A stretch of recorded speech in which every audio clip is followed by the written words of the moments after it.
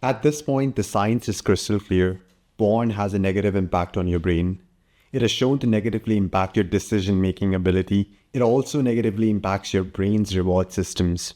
Additionally, research has found that there is a strong correlation between porn consumption and gray matter volume in key regions of the brain. It is safe to say that you are doing your brain no favors by consuming pornography. However, the good news is that your brain has the ability to reorganize itself, grow new brain cells, and form new healthy connections between them. This is called neuroplasticity. In simple terms, your brain possesses the capability to undo the damage that pornography has caused. In this video, I'm going to be talking about ways in which you could stimulate this process of neuroplasticity and rewire your brain significantly quicker. So let's get right into it. The first protocol is intermittent fasting, which refers to the practice of not eating food for a period of time. Now, you are probably wondering, how does intermittent fasting heal your brain from the damage caused by porn addiction? The simple answer is that intermittent fasting promotes neuroplasticity, and there are various ways in which it does so. The first key mechanism for neuroplasticity is something called neurogenesis, which is the creation of new neurons or brain cells. Studies have shown that intermittent fasting promotes this process in key regions of the brain. The second key mechanism for neuroplasticity is autophagy, which refers to multiple processes of cell repair. In simple terms, your body gets rid of dysfunctional cells and makes the other cells healthier, and fasting is shown to promote this process of autophagy. It is so promising that currently it is being explored as a potential tool for fighting off cancer. The third key mechanism for neuroplasticity is BDNF upregulation. BDNF is basically a fertilizer for your brain. It helps brain cells stay alive, grow, connect with each other, and even rewire themselves based on what you do and learn. That's why BDNF is so important for building new habits, improving memory, and recovering from stress or challenges. And guess what? Intermittent fasting is shown to upregulate this BDNF production. These were just some of the mechanisms by which intermittent fasting promotes neuroplasticity. But there are tons of other mechanisms that I have not covered and are beyond the scope of this video.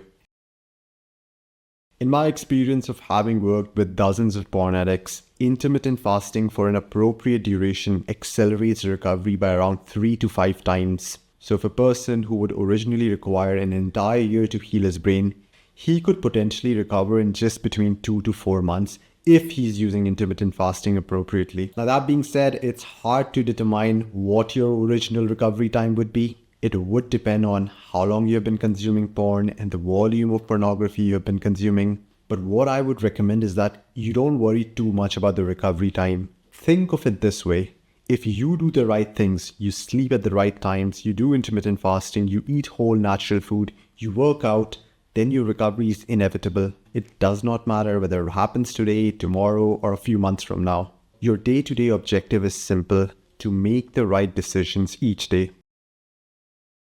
For the normal person who's healthy, who's not underweight, who does not have any pre-existing conditions like diabetes or hyperglycemia, I would recommend that you start with the 16-8 protocol, which means that you fast for 16 hours in a day, and for the remaining 8 hours is where your eating window lies, during which you schedule 2 to 3 meals for that day.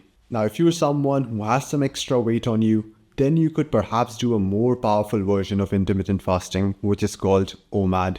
OMAD stands for 1 meal a day, and as the name suggests, you are only going to be eating once in a day. This technically means that you are fasting for 23 hours in a day, and for 1 hour a day, you're eating and refueling. This approach is extremely powerful for recovery because you have a pretty long fasting window.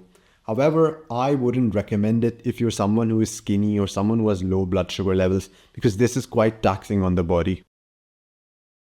There are multiple practical reasons why someone would not want to fast. It could be that you're pretty underweight, or you just don't feel good when you fast, or you just really care about your athletic performance in the gym and don't want to lose muscle or weight. In that case, I would recommend that you go on a ketogenic diet instead. A ketogenic diet is basically a fasting mimicking diet. You are going to get all the benefits of fasting, yet at the same time you are going to maintain your weight. The way that the ketogenic diet works is that you drastically reduce the carbs in your diet, because carbs are the strongest signal that there is food in your body. But once you remove the signal, then you trick your body into thinking that it's still in a fasted state. Here's an example of how I would implement the 16-8 intermittent fasting based approach. I would have my dinner at 7 p.m. So let's say it takes me an hour to finish my dinner. By 8 p.m., I would stop eating. Then the next day, I would skip breakfast and directly have my lunch at 12 in the afternoon. This way, I've gotten a fasting window of 16 hours and all I had to do was skip breakfast or even delay breakfast. I like this approach because around 7 to 8 hours of your fasting window takes place when you're sleeping. So this makes the fasting feel way easier. Here's an example of how I would implement the OMAD approach. Only follow this approach if you're not underweight, because as powerful as OMAD is for your recovery of your brain, it is also quite resource heavy. If you're someone who has never fasted before, then for the first 3 to 4 days, I would follow the 16-8 protocol that I just described in the previous section. This would allow your body to really adapt to fasting and be more efficient at using your fat as fuel. After 3 to 4 days of adaptation, I would select an hour for my food intake. I would position it a bit closer to my bedtime. Let's say if I go to bed at 10 p.m., then I would probably schedule my meal between 7 to 8 p.m. That's because most people find it very hard to fall asleep without food in their belly. And having your meal later in the day solves this issue. When it comes to the ketogenic diet, the most important thing is having a list of foods that are keto friendly. That means they're fairly low in carbs.